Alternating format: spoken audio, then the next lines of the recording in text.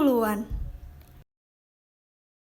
Dalam siklus akuntansi, kita akan menjumpai beberapa akun. Salah satu contohnya akun piutang. Akun piutang merupakan transaksi yang paling umum terjadi atas penjualan barang atau jasa secara kredit. Penjualan secara kredit ini menguntungkan bagi para pembeli karena mereka tidak diharuskan membayar langsung atas transaksi yang mereka lakukan dan menyebabkan kenaikan jumlah pembeli. Pengertian akun piutang.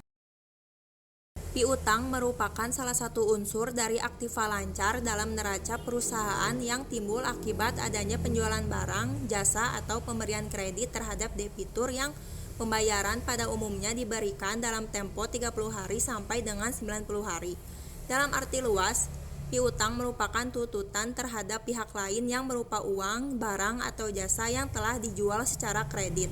Piutang dalam akuntansi lebih sempit pengertiannya, yaitu untuk menunjukkan tuntutan pada pihak luar perusahaan yang wajib diselesaikan dengan penerimaan sejumlah uang tunai atas kredit yang dilakukan. Sebagian besar piutang timbul dari penyerahan barang dan jasa secara kredit kepada pelanggan.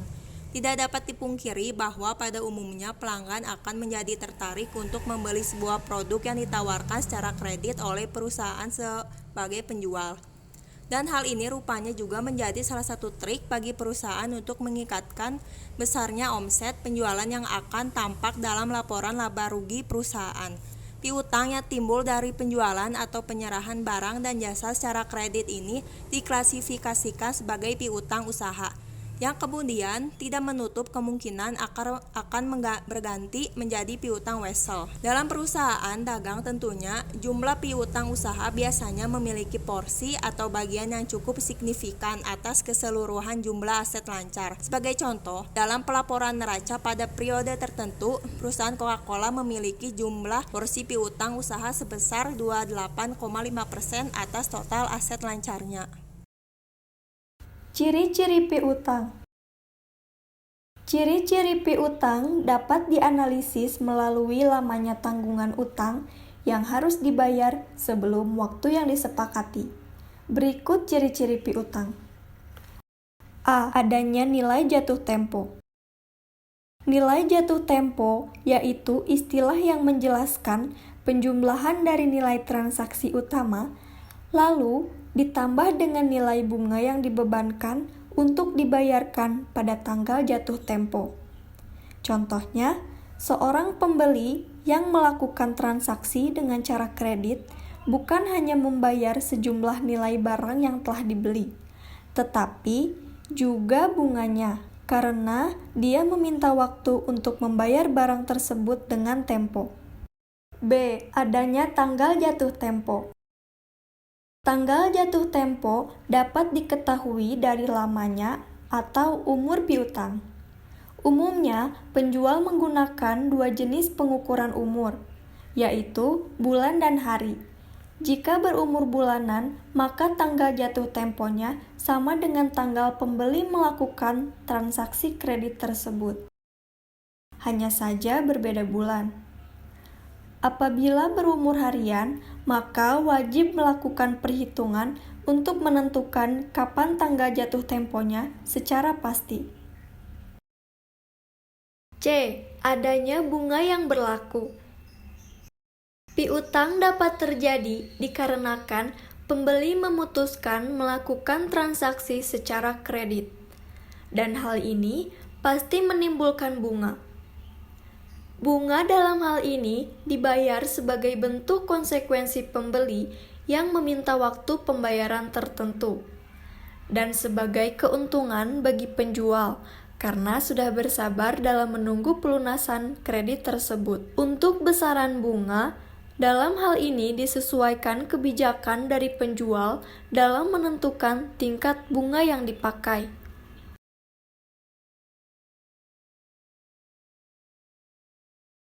Jenis-jenis piutang.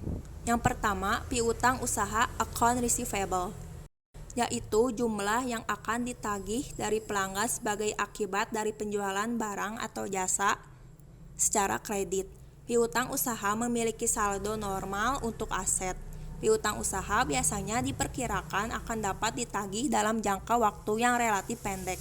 Biasanya dalam waktu 30 hingga 60 hari setelah ditagih secara pembukuan, piutang usaha akan berkurang di sebelah kredit. Piutang usaha diklasifikasikan di dalam neraca sebagai aset lancar, current asset. Yang kedua, piutang wesel, note receivable, yaitu tagihan perusahaan kepada pembuat wesel. Pembuat wesel di sini adalah pihak yang telah berhutang kepada perusahaan, baik melalui pembelian barang atau jasa secara kredit maupun melalui pinjaman sejumlah uang. Pihak yang berhutang berjanji kepada perusahaan selagi pihak yang memberi hutang untuk membayar sejumlah uang tertentu berikut bunganya dalam kurun waktu yang telah disepakati.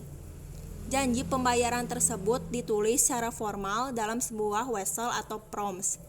Perhatikan baik-baik bahwa piutang wesel mengharuskan debitur untuk membayar bunga.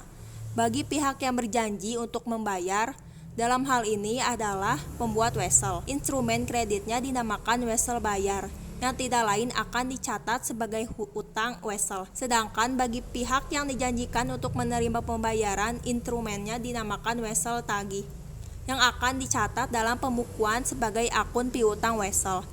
Piutang wesel sama seperti piutang usaha memiliki saldo normal di sebelah debit sesuai dengan saldo normal untuk aset. Setelah ditagih, diterima pembayaran, piutang wesel juga akan berkurang di sebelah kredit. Piutang wesel diklasifikasikan dalam neraca sebagai aset lancar atau tidak lancar. Piutang wesel yang timbul sebagai akibat penjualan barang atau jasa secara kredit akan dilaporkan dalam neraca sebagai aset lancar. Sedangkan piutang wesel yang timbul dari transaksi pemberian pinjaman sejumlah uang kepada debitur akan dilaporkan dalam neraca kreditur sebagai aset tidak lancar, tergantung pada lamanya jangka waktu pinjaman. Piutang wesel yang bersifat lancar yang timbul sebagai akibat dari penjualan barang atau jasa secara kredit merupakan pengganti dari piutang usaha yang belum diterima pembayarannya hingga batas waktu kredit berakhir. Yang ketiga, piutang lain-lain other receivable. Piutang lain-lain umumnya diklasifikasikan dan dilaporkan secara terpisah dalam neraca. Contohnya adalah piutang bunga, piutang dividen, atau tagihan kepada invest sebagai hasil dari investasi, piutang pajak atau tagihan perusahaan kepada pemerintah berupa restitusi atau pengembalian atas kelebihan pembayaran pajak, dan tagihan kepada karyawan jika piutang dapat ditagih dalam jangka waktu 1 tahun atau sepanjang siklus normal operasional perusahaan. Yang mana yang lebih lama, maka piutang lain-lain ini akan diklasifikasikan sebagai aset lancar. Di luar itu, tagihan akan dilaporkan dalam neraca sebagai aset tidak lancar siklus normal operasional perusahaan atau normal operating cycle. Adalah lamanya waktu yang dibutuhkan oleh perusahaan mulai dari pembelian barang dagangan dari pemasok, menjualnya kepada pelanggan secara kredit sampai pada diterimanya penagihan piutang usaha atau piutang dagang. Piutang lain-lain memiliki saldo normal di sebelah debit akan berkurang di sebelah kredit. Untuk menentukan batasan lancar dan tidak lancar, perhatikanlah contoh berikut ini. Jika lamanya siklus normal operasional perusahaan adalah 10 bulan, maka pengertian lancar di sini adalah maksimum 12 bulan atau 1 tahun. Jadi, piutang yang baru dapat ditagih setelah 1 tahun lebih akan diklasifikasikan sebagai tidak lancar. Namun, jika lamanya siklus normal operasional perusahaan adalah 14 bulan, maka pengertian lancar di sini adalah maksimum 14 bulan. Jadi, piutang yang baru ditagih setelah 14 bulan lebih dikatakan sebagai tidak lancar. Piutang usaha yang tidak dapat tertagih. Piutang usaha yang dilaporkan dalam neraca haruslah benar-benar menunjukkan suatu jumlah yang kemungkinan besar bisa ditagih. Setelah memperhitungkan besarnya kredit macet, beban yang timbul dari tidak tertagihnya piutang usaha atau kredit macet akan dicatat dalam pembukuan sebagai beban operasional dengan menggunakan istilah akun beban kredit macet, bad debt expense, atau beban piutang ragu-ragu, atau beban piutang yang tidak dapat ditagih. Perusahaan seringkali mencoba untuk memindahkan resiko kemungkinan tidak tertagihnya utang ke perusahaan lain selaku penerbit kartu kredit. Sehingga dalam hal ini perusahaan tidak akan melakukan penjualan kredit tanpa menerima kartu kredit dari perusahaan penerbit kartu kredit. Cara lainnya untuk memindahkan resiko atas kemungkinan tidak tertagihnya piutang, perusahaan dapat juga menjual piutangnya ke faktor seperti ke bank atau lembaga keuangan lainnya. Metode-metode dalam piutang. Ada dua metode yang digunakan untuk menilai, mencatat, atau menghapus piutang usaha yang tidak dapat ditagih, yaitu metode hapus langsung atau direct write-off method dan metode cadangan allowance method. Metode hapus langsung. Metode penghapusan langsung adalah metode penghapusan di mana perusahaan akan mencatat penghapusan piutang pada saat piutang tersebut benar-benar sudah tidak dapat ditagih lagi. Metode ini biasanya digunakan oleh perusahaan yang memiliki skala kecil yang tidak dapat memperkirakan piutang yang tidak ditagih pada tahun berjalannya. Metode ini biasanya digunakan terutama oleh perusahaan yang memiliki bidang usaha seperti restoran, hotel, rumah sakit, kantor pengacara, kantor akuntan publik, dan retail dengan skala bisnis yang relatif kecil. Sebagai contoh, pada tanggal 19 Juli 2018, perusahaan menghapus piutang usaha atas nama PT DD karena bangkrut sebesar 6 juta rupiah. Jadi ayat jurnal yang perlu dibuat oleh perusahaan untuk mencatat beban kerugian adalah sebagai berikut.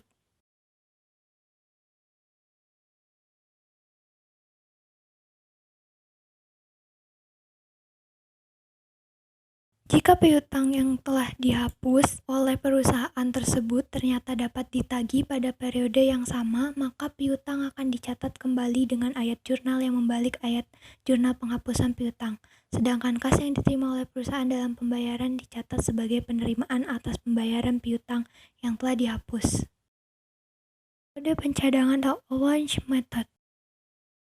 Metode cadangan adalah metode penghapusan piutang di mana perusahaan harus mempunyai estimasi taksiran jumlah piutang yang tidak dapat ditagih dan mencatat beban kerugian piutang berdasarkan estimasi tersebut pada setiap akhir periode akuntansi.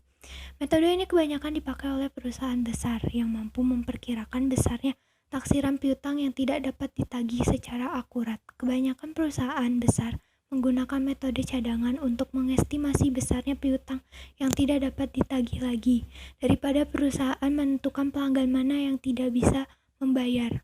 Perusahaan lebih baik mengurangi jumlah piutangnya ke dalam nilai bersih yang dapat direalisasi. Perusahaan akan menentukan besarnya estimasi piutang tak tertagih dalam akun yang bernama cadangan kerugian piutang atau allowance for doubtful debt. Untuk tujuan pembukuan, metode cadangan ini diharuskan menurut prinsip-prinsip akuntansi yang berlaku pada umum, karena metode cadangan sesuai dengan prinsip penandingan di mana besarnya estimasi atau beban kerugian piutang dicatat dalam periode yang sama dengan pendapatan atau penjualan dicatat. Prinsip konservatisme di mana besarnya piutang usaha dilaporkan dalam neraca atau besar jumlah yang rata atau lebih rendah sehingga mencerminkan dengan lebih baik jumlah piutang yang sesungguhnya dapat ditagih. Sebagai contoh, PT mengestimasi dari pengalamannya sebesar 2% dari total jumlah kredit yang tidak dapat ditagih lagi. Jika penjualan bersih pada tahun sebesar 200 juta, maka jual yang perlu dibuat oleh perusahaan untuk mencatat besarnya estimasi beban kerugian piutang pada akhir periode akuntansi adalah sebagai berikut.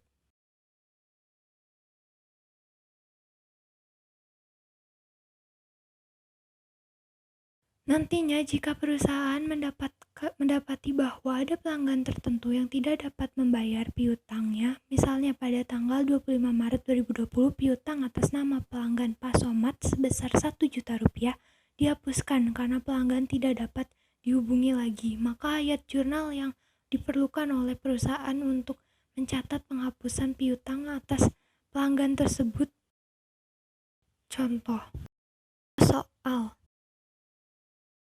pada akhir bulan Agustus 2008, PT Medion Roll memiliki saldo bruto piutang usaha sebesar 35 juta rupiah dan cadangan piutang tak tertagih sebesar 2.250.000 rupiah. Transaksi-transaksi yang terjadi selama bulan September 2008 terkait dengan saldo piutang usaha adalah sebagai berikut. A. Telah terjadi penjualan kredit sebesar 100 juta rupiah. B. Terdapat penagihan piutang usaha sebesar 41 juta rupiah. C. Piutang usaha sebesar 7 juta rupiah tidak dapat ditagih dan dihapuskan. D. Diterima kembali piutang usaha yang telah dihapus sebesar 2 juta rupiah. Pada akhir bulan Agustus 2008, PT Media Roland memiliki saldo bruto piutang usaha sebesar 35 juta rupiah dan cadangan piutang tak tertagih sebesar 2.250.000 rupiah. Transaksi-transaksi yang terjadi selama bulan September 2008 terkait dengan saldo piutang usaha adalah sebagai berikut.